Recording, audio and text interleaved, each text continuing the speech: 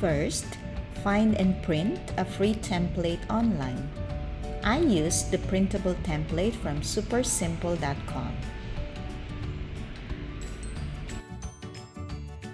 Next, cut out the skeleton parts.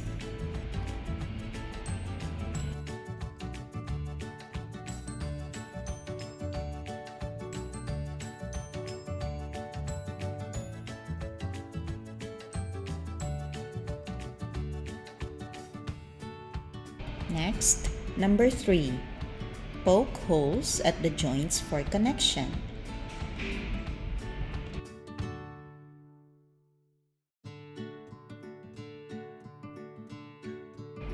4.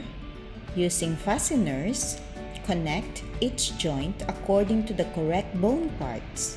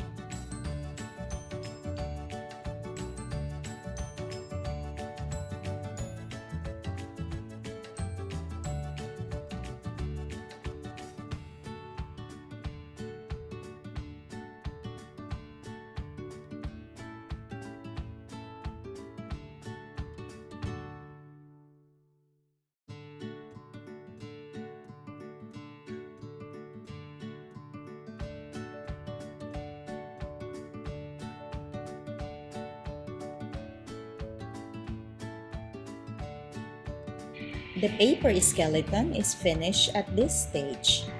Adding a stick as a holder is optional. For this part, you can use a chopstick or any wooden stick and straw.